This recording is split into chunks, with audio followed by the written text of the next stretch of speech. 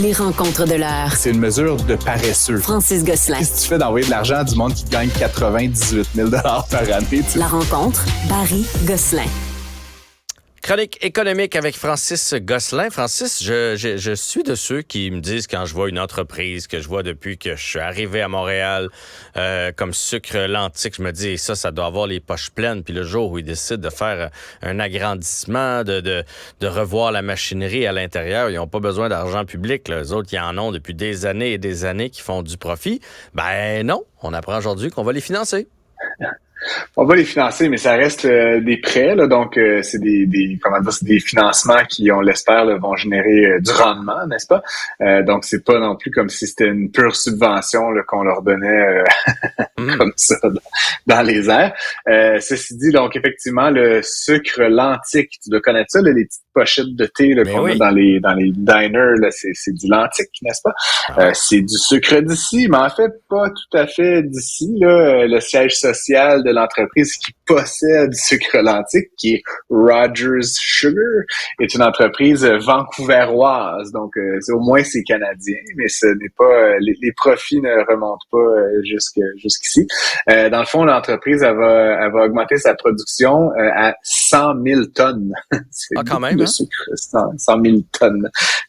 Moi qui consomme ça à coût de comme 12 grammes, je me dis que...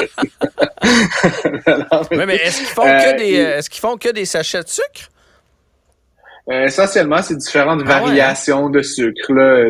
J'imagine qu'il y a du sucre qui est utilisé pour les produits transformés. Là, tous les intrants où il y a du sucre possiblement.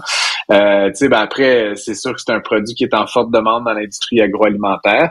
Et en l'occurrence, c'est fabriqué ici. Donc, même si les profits sont pas nécessairement déclarés au Québec, ça reste que c'est une usine qui est ici sur place. C'est une augmentation de près de 20% de sa capacité là, par rapport. Donc, si mes calculs sont bons, ils produisent 400 ou 500 000 tonnes déjà. Ces chiffres-là liés à sucre, pour moi, c'est comme un petit peu démesuré.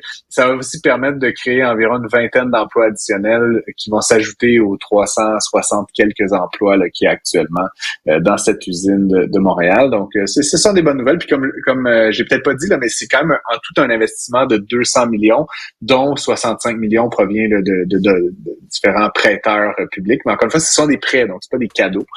C'est vraiment là, de l'investissement qui va être rentabilisé par Investissement Québec. Puis, écoute, je faisais une blague en entrée de jeu parce que j'ai toujours l'impression que ces compagnies-là, tu sais, je veux dire, on est tous déjà passés devant Sucre Lantique, là. Là, tu te dis, ça doit être fin et riche, cette compagnie-là. Fait que quand on voit qu'ils ont besoin de subventions, mais dans les faits, il n'y en avait peut-être pas besoin, mais s'ils peuvent aller en chercher, ils vont en chercher là où ils peuvent. Puis si ça crée de l'emploi et ça aide à garder la compagnie bien vivante, c'est tant mieux. On va parler de chez Taiga, c'est comme ça qu'on l'appelle? Ou Oui. Taiga, qui est une entreprise d'ici qui va participer à l'électrification des transports. Ben en fait, Taiga s'est fait connaître parce qu'ils avaient lancé les très belles là, une motoneige électrique et puis ou en fait l'inverse là, mais en tout cas ils ont deux produits phares, la motoneige et pour l'été une moto marine aussi, c'est ça exactement, et donc ils sont tous deux électriques, donc c'est quand même excitant pour les adeptes de ces passe-temps là. Ça reste entre guillemets un peu cher là comme pour ces produits là, mais c'est n'en demeure pas moins que c'est très excitant, évidemment sans impact là, pour l'environnement, du moins pour la portion gaz carbonique. Je voudrais juste être complètement transparent avec toi, Jean-François. Je possède des actions de Taiga, donc c'est aussi une entreprise d'ici qui est cotée en bourse, qui a eu d'importantes difficultés. Et juste pour être très, très, très clair avec toi, je possède 3 actions de Taiga. Qui se transigent un peu moins de 1$ l'action. Là. Donc, tu sais, c'était un peu comme à la blague là, dans mon petit portefeuille autogéré. Là, j'ai acheté 2$ et 1 sou d'actions de Taiga à un moment donné. Et elles ont pris de la valeur depuis le moment où je les ai achetées. À 5 ceci étant dit, ouais, non, ça a pris comme 8 cents. C'est vraiment, wow. Je suis pas en mode millionnaire par rapport à mon investissement. Mais tu sais, pour dire, j'en parle parce que c'est très excitant. Et tu sais, je sais pas si tu avais suivi un peu la saga de Tesla ces premières années. C'est très difficile de partir de rien puis de fabriquer en grande quantité dans le domaine industriel. Puis je compatis avec les fondateurs puis les dirigeants de Taiga de partir de 0 motomarine à faire des milliers ou des dizaines de milliers de motomarines. C'est hyper complexe parce que tu as évidemment plein d'enjeux.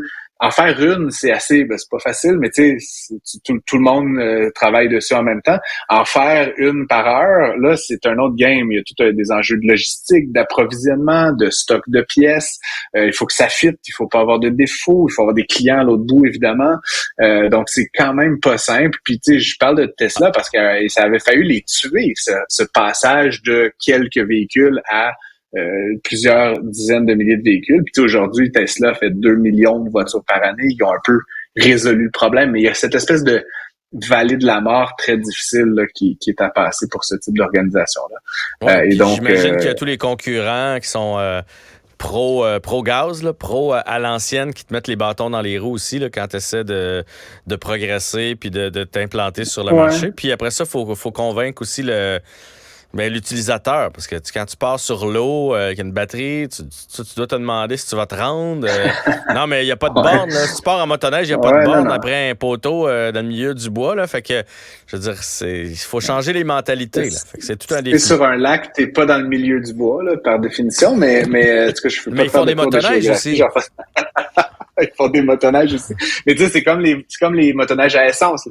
Après, tu me diras, il y a plus de postes, plus de stations-service qu'il y a de bornes de recharge. Mais essentiellement, c'est compatible avec pas mal tous les systèmes de recharge standards, Jean-François. Fait que tu sais, c'est pas non plus là, complètement inimaginable que tu te retrouves dans un chalet en bordure de lac puis que tu puisses te charger chez monsieur, madame. Là. Bref, tout ça pour dire, ils ont quand même une bonne autonomie là, de mémoire. C'est près d'une centaine de kilomètres. Là. Donc, pour vraiment des gens qui se baladent là, avec faire de la plaisance, puis évidemment avec un coût marginal très faible et une empreinte carbone aussi très faible.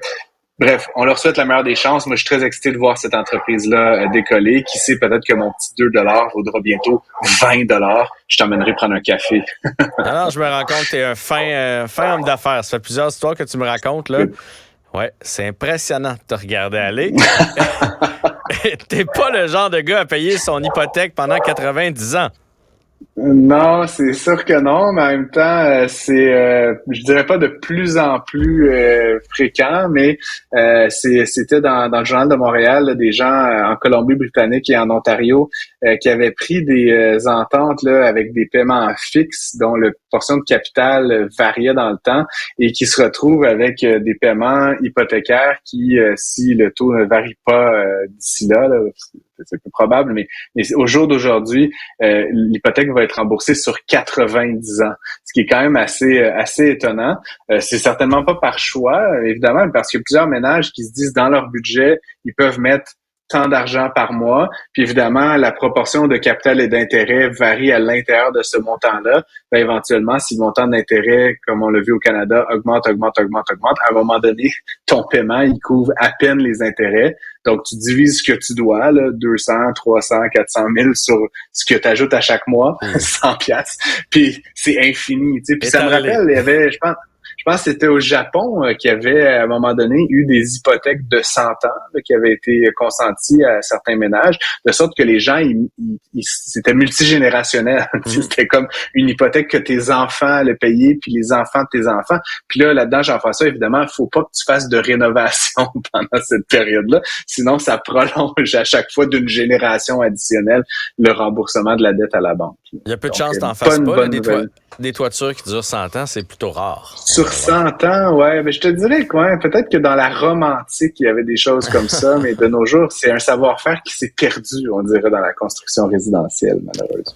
On dirait, on sent une petite pointe de sarcasme. Francis, on se retrouve demain. À demain. Bye.